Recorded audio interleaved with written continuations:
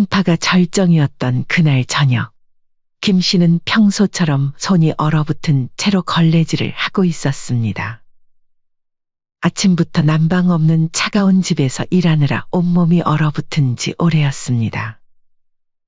그때 며느리의 전화가 걸려왔습니다. 어머님, 저희 30분 후에 집에 도착할 거니까 지금 난방 좀 켜주세요. 집에 들어오면 따뜻해야 하니까요. 순간 김 씨는 귀를 의심했습니다. 지금? 뭐라고? 아, 난방 켜달라고요. 저희 들어갈 때 따뜻해야 감기 안 걸리죠? 김 씨는 그 순간 손에 들고 있던 걸레를 바닥에 내던졌습니다. 하! 그래, 내가 바보지?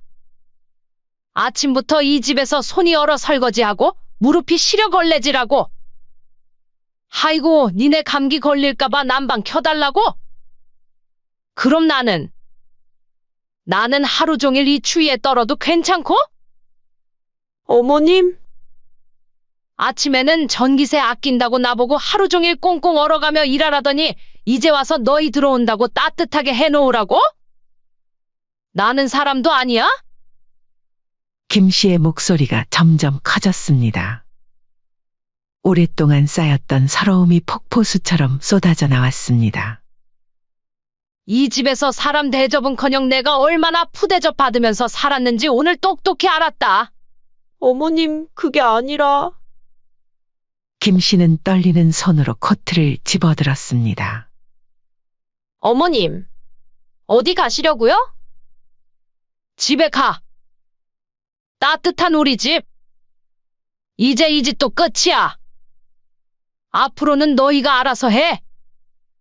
사연의 주인공 김정숙 씨는 68세로 서울에서 조금 떨어진 근교 도시에서 남편과 함께 조용히 살고 있었습니다.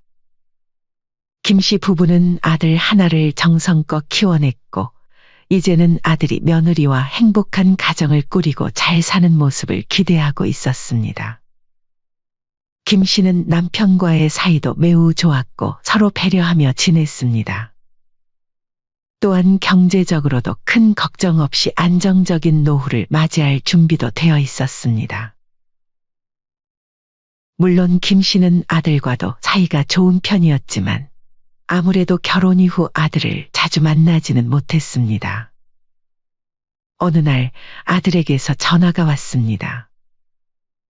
바로 아들과 며느리가 첫 아이를 갖게 되었다는 소식이었습니다. 김 씨는 너무 기뻤습니다. 손주가 생긴다는 건 큰 기쁨이었고 집안에 새로운 활력이 될 거라 생각했습니다. 김 씨는 당장이라도 아들 집에 달려가고 싶었지만 전화기를 내려놓고 차분히 남편에게 이 소식을 전했습니다. 남편도 기뻐하며 아들과 며느리에게 축하 인사를 건넸습니다. 하지만 곧 아들이 걱정스러운 목소리로 부탁했습니다. 엄마, 이번에는 정말 엄마 도움이 필요해요. 저희 둘 다 일을 해야 해서 시간도 부족하고 애엄마도 육아 때문에 많이 지쳐 있어요. 엄마가 손주를 봐주시면 정말 큰 도움이 될 거예요. 제발요, 저희가 이렇게 부탁드릴 사람은 엄마밖에 없어요. 아들의 목소리에는 간절함이 느껴졌습니다. 김 씨는 잠시 말이 없었습니다. 손주를 돌보는 것은 큰 책임 따랐고 매일 왕복 2시간이 넘게 걸리는 거리는 쉽지 않은 일이었습니다. 김 씨는 솔직히 내키지 않았습니다. 나이도 있고 몸도 예전 같지 않아 쉽게 결정할 수 없었죠. 그날 저녁 김 씨는 남편에게 아들의 부탁을 이야기했습니다. 남편은 단호하게 말했습니다. 여보, 그건 너무 무리야. 왕복 2시간을 어떻게 매일 다녀? 예전부터 아들 일이라면 물불 안 가리는 건 알겠지만 이젠 우리 나이를 생각해. 나이가 들수록 몸을 아껴야 해. 그냥 적당히 거절하자. 아들도 이해할 거야. 남편의 말은 일리가 있었습니다. 김 씨의 무릎은 오래전부터 좋지 않았고 남편 역시 아내의 건강을 걱정하고 있었습니다. 다음 날 김 씨는 이웃 친구들과 만났습니다. 친구들은 김 씨의 고민을 듣고 고개를 저었습니다. 요즘 누가 손주를 봐주니? 해주면 고마운 줄 모르고 당연하게 여긴다니까. 말년에 고생만 해 파출부 취급받는 거야. 한 친구는 고개를 저으며 말했습니다. 또 다른 친구는 주변에선 전부 후회했어. 내 새끼도 아닌 손주, 가끔 봐야 귀엽지. 고생길이 훤하다. 라고 덧붙였습니다. 친구들의 부정적인 말에 김 씨는 마음이 더 무거워졌습니다. 하지만 김 씨는 아들을 돕고 싶은 마음을 떨쳐낼 수 없었습니다. 다음 날 아들 집을 방문한 김 씨는 아들의 간절한 부탁을 다시 들었습니다. 아들은 고개를 숙이며 말했습니다. 엄마, 저희는 엄마밖에 믿을 사람이 없어요. 손주가 잘 크는 걸 보고 싶으시잖아요. 부탁드려요. 며느리도 조심스럽게 덧붙였습니다. 어머니, 저희가 이런 부탁을 드리는 거 너무 죄송해요. 정말 방법이 없어서 이렇게까지 부탁드리는 거예요. 어머님이 아니면 안 돼요. 김 씨는 잠시 망설였지만 곧 깊은 한숨을 내쉬며 미소를 지었습니다. 그래. 내가 손주 봐줄게. 나이 먹고 할 것도 없고 너희가 이렇게 부탁하는데 내가 돕는 게 맞겠지. 아들은 얼굴이 밝아지며 손을 꼭 잡았습니다. 정말 감사해요, 엄마. 엄마 덕분에 정말 큰 힘이 돼요. 그렇게 김 씨는 손주의 웃음과 아들 부부를 위해 매일 새벽 일찍 일어나 새벽 버스를 타고 아들 집으로 가는 생활을 시작했습니다. 김 씨는 아침 일찍 일어나 아직 어두운 길을 걸어 버스 정류장까지 갔습니다. 새벽 공기는 차가웠지만 부지런한 김 씨는 매일 아침 손주와 아들 부부의 아침밥을 준비하고 하루 종일 손주를 돌보며 집안일을 하다가 밤늦게야 집으로 돌아왔습니다. 손주와 놀아주고 재우고 아들이 퇴근할 때까지 기다리는 시간은 길었지만 그나마 김 씨는 손주의 웃음을 보며 힘을 낼 수 있었습니다. 이 생활은 김 씨에게 매우 힘든 일이었지만 김 씨는 아들과 손주를 위해 희생이라 생각하며 묵묵히 감내했습니다. 피로는 점점 쌓였지만 손주가 할머니 너무 좋아요. 라고 말할 때마다 그 모든 피로가 한순간에 사라지는 것 같았습니다. 하지만 그것과 별개로 김 씨의 몸은 점점 더 지쳐갔습니다. 무릎 통증은 점점 심해졌고 밤에 돌아오는 길에는 다리가 퉁퉁 부을 때도 많았습니다. 남편은 그런 김 씨를 보며 걱정이 깊어졌습니다. 처음에는 아들 내외가 김 씨의 도움에 진심으로 감사해 했습니다. 매일 아침이면 현관에서 신발을 신으며 아들이 어머니의 손을 꼭 잡았습니다. 엄마, 정말 감사해요. 저희 둘이서는 절대 못 살았을 거예요. 엄마가 이렇게 새벽부터 와주시고.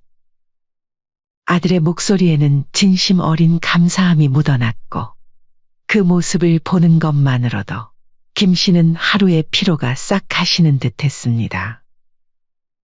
며느리도 퇴근길이면 어김없이 과일이나 간식거리를 사들고 왔습니다. 어머님, 제가 좋아하는 가게인데 어머님도 드셔보세요. 저희가 이렇게 맘 편히 직장 다닐 수 있는 건 다 어머님 덕분이에요. 처음 몇 달은 이렇게 행복했습니다. 새벽에 일어나 왕복 2시간이 걸리는 길을 오가는 것도 하루 종일 손주를 돌보고 집안일을 하는 것도 힘들지 않았습니다. 손주가 웃으며 할머니 부르는 소리에 절로 힘이 났습니다. 하지만 시간이 흐르면서 조금씩 변화가 찾아왔습니다. 어느 날부터인가 아들의 감사 인사가 이틀에 한 번으로 줄더니 일주일에 한 번이 되었습니다. 며느리의 퇴근길 선물도 한 달에 한 번으로 점점 뜸해지더니 어느새 완전히 사라져버렸습니다. 아, 어머님, 오늘은 회식이 있어서요. 손주 재워주시고 가세요. 에휴, 그래, 알겠다. 네, 수고하세요. 이제는 감사 인사 대신 부탁의 말들만 늘어갔습니다. 김 씨는 이런 변화를 지켜보며 마음이 아팠지만 젊은 사람들은 다 바쁜 거지? 라고 스스로를 달래며 하루하루를 보냈습니다. 매일 밤 김 씨는 어둑한 밤길을 걸어 버스정류장으로 향했습니다. 겨울이면 매서운 바람에 얼굴이 얼어붙었고 여름이면 푹푹 찌는 더위에 땀이 비오듯 했습니다. 하지만 그것보다 더 무거운 것은 점점 가정부처럼 변해가는 자신의 처지였습니다. 버스를 기다리며 김 씨는 한숨을 내쉬었습니다. 내가 뭐 하는 걸까? 아들 집 파출부도 아니고. 그래도 내 자식이니까, 내 손주니까. 근데 왜 이렇게 서러울까? 그러던 어느 날 며느리가 퇴근 후 김 씨를 조심스럽게 불렀습니다. 하루 종일 손주를 돌보느라 지친 김 씨의 얼굴은 피곤이 가득했지만 며느리는 그런 기색은 아랑곳하지 않는 듯했습니다. 어머님, 저희가 매달 드리는 생활비 말인데요. 응, 왜? 저희도 요즘 빠듯해서. 생활비를 조금만 줄여도 될까요? 어머님이 하율이랑 같이 드시는 간식이나 자질구레한 것들 좀 아끼시면. 김 씨는 순간 귀를 의심했습니다. 식탁 위에는 방금 전까지 김 씨가 손수 만든 반찬들이 가득했고 거실엔 손주를 위해 정성스레 준비한 간식이 가득했습니다. 매달 받는 생활비 100만 원은 대부분 필요한 물품과 가끔 손주의 간식을 사는 데 쓰였고 교통비를 제외하면 자신을 위해 쓸 수 있는 돈은 사실상 하나도 없었습니다. 그리고 어머님, 영수증도 좀 챙겨주세요. 제가 가계부 정리하면서 어머님이 사신 것들 항목별로 좀 체크하고 싶어서요. 마치 아랫사람 부리듯이 부탁하는 며느리의 말투에 김 씨는 깊은 모욕감을 느꼈습니다. 새벽부터 밤늦게까지 일하는 자신을 파출부보다도 못하게 대하는 것 같았습니다. 파출부는 그래도 제 월급을 받지만 자신은 손주를 위해 쓴 돈까지 일일이 영수증을 제출해야 하는 신세가 된 것입니다. 알겠다. 김 씨는 겨우 이 한마디를 뱉어냈습니다. 목구멍까지 차오르는 서러움을 삼키며 자리에서 일어났습니다. 그날 밤 집으로 돌아가는 버스 안에서 김 씨의 눈에서는 뜨거운 눈물이 흘렀습니다. 하지만 그때까지만 해도 김 씨는 이것이 시작에 불과하다는 것을 알지 못했습니다. 얼마 지나지 않아 더 큰 일이 벌어졌습니다. 어느 저녁 아들이 퇴근 후 늦게 들어와 이야기를 꺼냈습니다. 그날은 유독 손주가 보채고 때를 써서 김 씨는 하루 종일 아이를 안고 돌아다녀야 했습니다. 허리는 끊어질 듯이 아팠고 다리는 후들거렸습니다. 겨우 손주를 재운 뒤 소파에 앉아 잠시 눈을 붙이려는 찰나였습니다. 엄마, 저희가 둘째도 가질까 해요. 김 씨는 눈을 번쩍 떴습니다. 아들은 피곤해 지친 어머니의 얼굴은 안중에도 없는 듯 마치 일상적인 대화를 나누듯 편하게 말을 이었습니다. 둘째는 첫째보다 더 수월할 거예요. 엄마도 이제 익숙하시잖아요. 첫째도 이제 어린이집 가고. 김 씨는 숨이 막혔습니다. 첫째도 이렇게 힘든데 둘째라니. 매일 새벽에 일어나 밤늦게 들어가는 생활도 벅찬데 이제는 아기 둘을 돌보라니요. 김 씨의 머릿속은 순식간에 하얘졌습니다. 그리고 저희가 엄마한테 너무 미안해서 생활비는 20만 원 더 드릴게요. 얼마 전까지 생활비를 줄이자던 게 엊그제인데 이제 와서 둘째 육아를 조건으로 생활비를 더 주겠다는 말에 김 씨는 온몸에 소름이 돋았습니다. 마치 자신을 푼 돈으로 매수하려는 것 같았습니다. 저기, 그건, 김 씨가 입을 열어 거절의 말을 꺼내려는데 며느리는 김 씨의 복잡한 심경을 전혀 이해하지 못한 채 이미 결정된 일인 양 이야기를 이어갔습니다. 첫째도 잘 크고 있고, 둘째가 생기면 서로 의지가 될 거예요. 어머니도 좋으시죠? 김 씨는 그 자리에서 쓰러질 것만 같았습니다. 이제 겨우 첫째가 어린이집을 가게 되어 숨을 돌리나 했는데 또다시 영아부터 키워야 한다는 생각에 현기증이 났습니다. 하지만 아들과 며느리의 눈빛은 이미 긍정의 대답을 기다리고 있었습니다. 결국 그날 밤 김 씨는 한숨도 자지 못했습니다. 그렇게 며칠이 지나고 김 씨가 둘째 이야기로 마음이 무거울 때쯤 더 충격적인 제안이 들어왔습니다. 주말 오후 아들 내외는 김 씨를 마주 앉혔습니다. 거실에는 이상한 긴장감이 감돌았습니다. 평소와는 다른 분위기에 김 씨는 불안한 마음이 들었습니다. 아들이 며느리와 눈빛을 교환하더니 조심스럽게 입을 열었습니다. 엄마, 우리가 생각해봤는데요. 무슨 일인데? 매일 이렇게 오가시기 힘드시잖아요. 차라리 우리 집으로 이사 오시면 어떨까요? 아버지는 원래 집에 계시고. 김 씨는 순간 숨이 멎는 것 같았습니다. 40년 넘게 함께 살아온 남편과 떨어져 살라니요. 가슴이 찢어지는 것 같았습니다. 그건 안 돼. 아버지를 혼자 두고 어떡해. 김 씨가 단호히 거절하자 며느리가 재빨리 말을 이었습니다. 마치 미리 준비한 대사라도 되는 양 술술말이 나왔습니다. 어머님, 저희도 많이 고민했어요. 근데 어머님이 매일 오가시는 게 너무 힘들어 보이셔서. 아버님은 주말마다 뵐 수 있잖아요. 어차피 지금도 아버님이랑은 잘 못 보시기도 하시고요. 결국 김 씨는 그동안 참았던 감정이 터지고 말았습니다. 얘야, 넌 심호가 봉으로 보이냐? 누구들 때문에 내가 남편이랑 잘못 보는데 여기 와서 손주 보고 밥하고 청소하니까 내가 무슨 너희 집 파출부인 줄 알아? 그런데 이제는 뭐? 남편까지 혼자 두고 여기 와서 살으라고? 정신이 있는 거야? 없는 거야? 처음으로 강하게 자신의 뜻을 밝히자 아들 내외는 당황한 기색이 역력했습니다. 어머니, 저희는 그저 이제 그만해. 다시는 이런 말 꺼내지도 마, 알겠어? 늘 순하기만 하던 김 씨의 돌변한 모습에 아들 내외는 당황한 듯 서로의 얼굴만 쳐다볼 뿐이었습니다.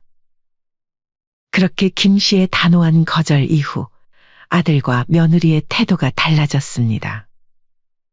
특히 며느리는 김 씨의 눈치를 살피며 조심스럽게 행동했고 아들도 어머니를 대하는 태도가 한결 공손해졌습니다.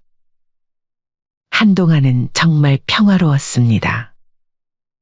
하지만 그날 일이 계속 마음에 걸렸는지 김 씨는 오히려 미안한 마음이 들었습니다. 내가 그날 애들한테 너무 심하게 말했나? 어쨌든 가족인데. 천성이 착한 김 씨는 자신이 그렇게 단호하게 화내버린 것이 못내 걸렸습니다. 미안한 마음에 더 일찍 와서 집안일을 하고 더 맛있는 반찬을 준비하며 아들 내외의 마음을 달래려 했습니다. 김 씨의 그런 모습을 눈치챘는지 얼마 지나지 않아 아들 내외는 다시 예전의 모습으로 돌아왔습니다. 아들 내외는 여전히 바쁘다는 핑계로 늦게 오고 집안일은 온통 김 씨의 몫이었습니다. 김 씨는 그저 묵묵히 견뎌냈습니다. 이렇게 사는 게 자신의 팔자련이 체념하고 있을 때였습니다. 어느새 가을이 깊어가고 겨울이 찾아왔습니다. 손주는 어느새 어린이집을 다니게 되어 오전 시간은 조금 여유가 생겼지만 아침부터 김 씨를 기다리는 건 며느리의 황당한 말이었습니다. 매서운 한파가 몰아치던 어느 날 아침, 며느리가 출근하기 전 김 씨를 불렀습니다. 어머님, 전기세가 너무 많이 나와서 그러는데, 낮에 혼자 계실 때는 절대 난방 켜지 마세요. 아셨죠? 김 씨는 순간 귀를 의심했습니다. 영하 10도까지 내려가는 한파 속에서 난방 없이 지내라니. 손주가 어린이집에 가고 난 뒤 난방을 끄자 집안은 순식간에 냉골이 되어버렸습니다. 아이고, 삭신이야. 김 씨는 두꺼운 옷을 껴입고 집안일을 시작했지만 손이 얼어 설거지도 힘들었고 차가운 바닥을 걸레질할 때마다 무릎이 시려와 몇 번이고 쉬어가야 했습니다. 어느 날 오후 추위를 견디다 못한 김 씨는 잠시 난방을 켰습니다. 그러자 믿을 수 없는 일이 벌어졌습니다. 그런데 불과 5분도 지나지 않아 며느리에게서 전화가 걸려온 것입니다. 어머님, 지금 난방 켜셨죠? 저희가 앱으로 실시간 확인할 수 있거든요. 전기세가 너무 많이 나와서 그래요. 좀 자제해주세요. 김 씨는 그 순간 온몸이 굳어버렸습니다. 마치 범죄자라도 된 것처럼 감시당하고 있었다는 사실에 김 씨는 모욕감을 느꼈습니다.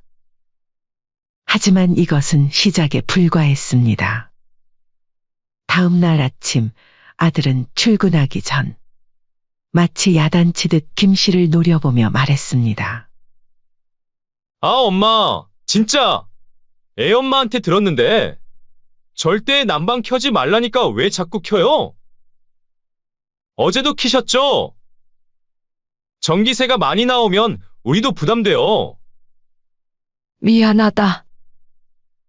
한파가 절정이었던 그날 저녁, 김 씨는 평소처럼 손이 얼어붙은 채로 걸레질을 하고 있었습니다. 아침부터 난방 없는 차가운 집에서 일하느라 온몸이 얼어붙은 지 오래였습니다. 그때 며느리의 전화가 걸려왔습니다. 어머님, 저희 30분 후에 집에 도착할 거니까 지금 난방 좀 켜주세요. 집에 들어오면 따뜻해야 하니까요. 순간 김 씨는 귀를 의심했습니다. 지금? 뭐라고? 아, 난방 켜달라고요. 저희 들어갈 때 따뜻해야 감기 안 걸리죠?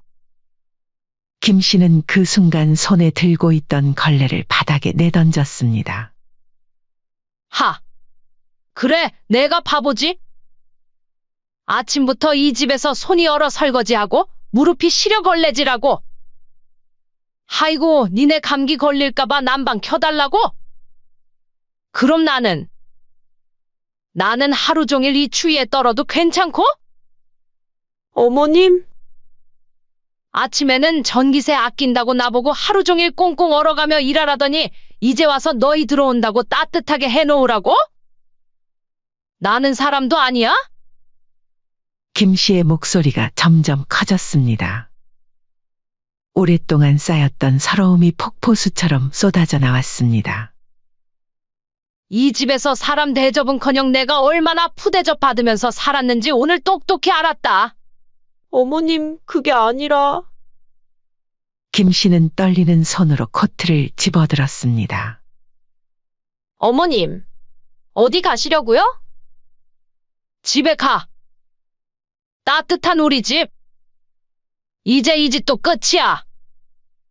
앞으로는 너희가 알아서 해. 김 씨는 현관문을 힘껏 닫고 나왔습니다. 40년을 살면서 이렇게 속 시원히 소리쳐 본 적이 없었습니다. 눈물은 나는데 이상하게 마음은 후련했습니다. 그날 밤 집으로 돌아온 김 씨는 남편에게 모든 걸 털어놓았습니다. 여보, 나 이제 정말 못 참겠어요. 전기세 아낀다고 하루 종일 나보고 추위에 떨게 하더니 자기들 들어올 때만 난방 켜래요. 내가 그 집에서 사람도 아닌가 봐요. 당장 그만둬. 당신 그동안 너무 고생했어. 내가 진작 말렸어야 했는데. 남편은 아내의 차가운 손을 쥐며 부들부들 떨리는 목소리로 말했습니다. 그때 김 씨의 휴대폰이 울렸습니다. 아들이었습니다. 엄마, 어디 가신 거예요? 이제 곧 저희가. 남편이 휴대폰을 확 낚아채더니 폭발하듯 고함을 질렀습니다. 이 망할 놈의 자식이!